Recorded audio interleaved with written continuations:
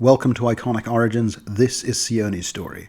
Seoni is Pathfinder's iconic sorcerer, a wielder of powerful arcane magic that she learned to master not from years of study in dusty old wizard schools, but by connecting with something far older and far deeper, the magic written into her blood.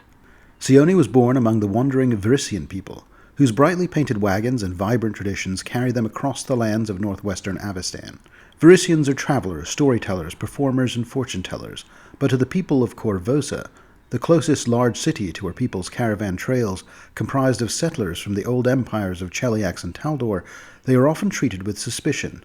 In Korvosa, prejudice against Virisians runs deep, and Seoni learned from an early age how quickly the city folk judged her people. Yet Seoni was unusual, even among her own community. As a child, Seoni always felt drawn to old places, hidden from most. Ruins and sacred trees, primal cairnstones and secret shrines. One day in her youth, after experiencing a burst of energy from such a sight, Seoni's aging grandmother insisted on protecting her with patterns of ancient tattoos. These marks, her grandmother told her, were passed down by their ancestors, and they would keep her from changing and becoming hollow. Seoni wished she could have asked her grandmother more, but she passed shortly after this, and her parents did not know the nature of the arcane tattoos she had been given. Whatever power her grandmother gave her altered her. The symbols seemed to move and shift with hidden power. They were not merely decorations of culture or tradition. They pulsed with magic. And as Seoni continued to grow older, that magic began to manifest in ways no one in her caravan could fully explain. When she sought out other Virisian elders, they told her that tattoos were connected to something older than mere Virisian heritage, a sign perhaps that her grandmother was favored by older ancestral spirits. For many, that answer would have been enough. But Seoni was not satisfied. There were secrets here that none could explain. She wanted to understand, why did she possess this power, where did it come from, and what might it eventually become. This came to a head when Seoni was ranging out from the caravan near the Storval Rise, with her brother Tiro, when she was still a young woman.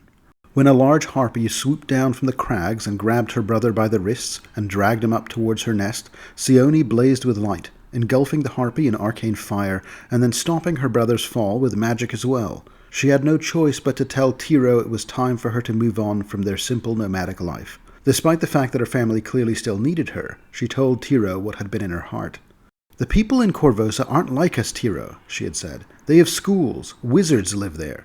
There might be someone who knows about my tattoos and where my magic comes from."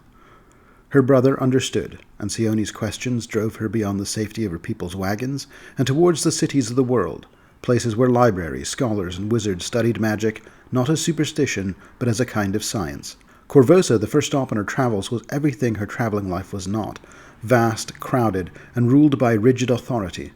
The city was also home to powerful magical institutions and practitioners who might hold the answers she sought.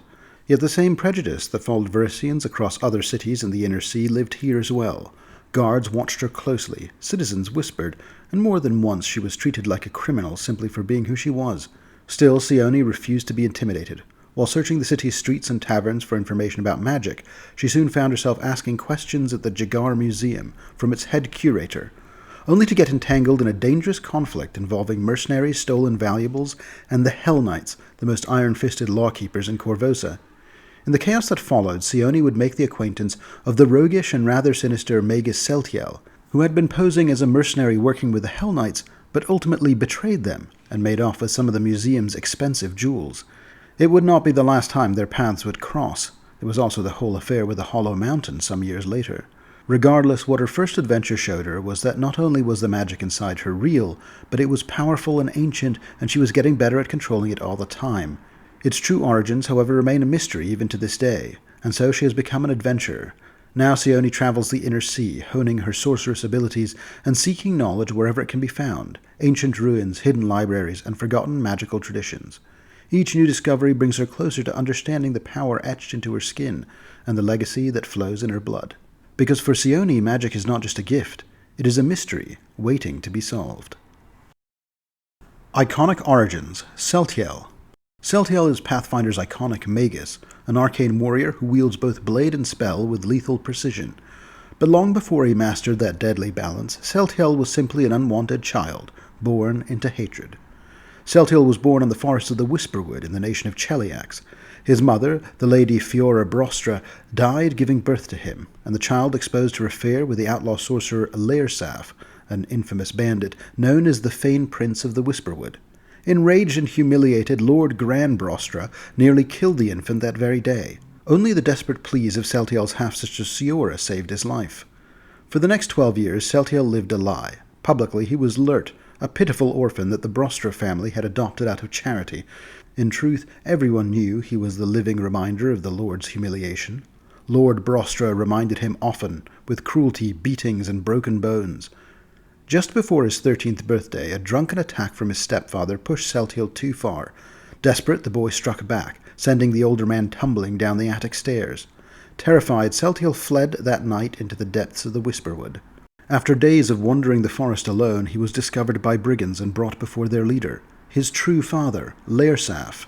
The bandit lord laughed at the irony that his enemy had unknowingly raised his child, and allowed the boy to stay in his camp, giving him the name Seltyiel. For the next decade, Seltyiel lived among these thieves and killers. One day, in the scraps of plunder, he found something valuable, an arcane tome. Teaching himself to read, Seltyiel slowly educated himself on the subject of the arcane, and the young half-elf became obsessed with mastering its secrets. In his 23rd year, Laersaf's gang made a bold mistake, stealing a tax caravan bound for the Chelish capital of Egorian.